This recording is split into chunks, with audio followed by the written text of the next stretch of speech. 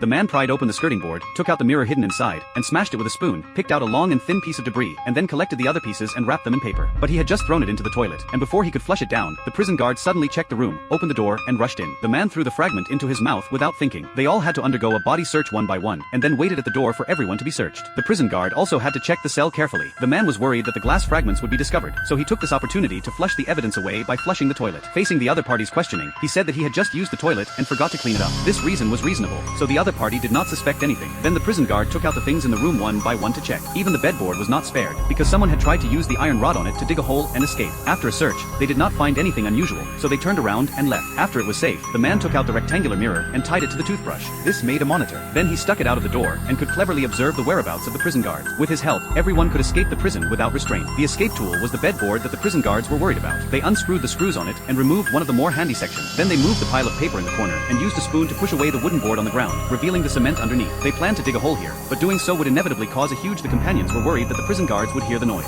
Instead, the man increased his strength. The new inmate was so scared that he covered his ears. This was simply seeking death. At this moment, the prison guard came over, but he had no intention of stopping. The others could only pray silently that they would not be heard. Unexpectedly, the prison guard ignored them and left as if he had been bribed. It turned out that before the plan started, these people used a large pack of cigarettes to bribe the inmates next door to deliberately break the toilet and then ask the repairman to come and fix it. In this way, the sound of repairing the toilet could well cover the sound of them knocking on the floor. Although this problem was solved, the cement on top was too thick and could not be broken in a short time. They smashed it for a long time. He was also tired, so his companion took over. They kept taking turns like this. Finally, after a few rounds, the cement on top was chiseled off. Then they just had to dig out the dirt. One of them was responsible for digging, while the other was responsible for moving the dirt away. They used eating bowls as a means of transportation and then put it in bags. Soon, a big hole was dug out by the prisoners. They lit a torch and tried it, and found that the hole was connected to the ground. As long as they found the drainage hole from below, they could escape through it. In order to ensure that everything was safe, they decided to send someone down tonight to explore the way. Before that, everyone first poured back the dirt they dug out, and finally sealed the hole with wooden boards to prevent surprise inspections by the prison guards.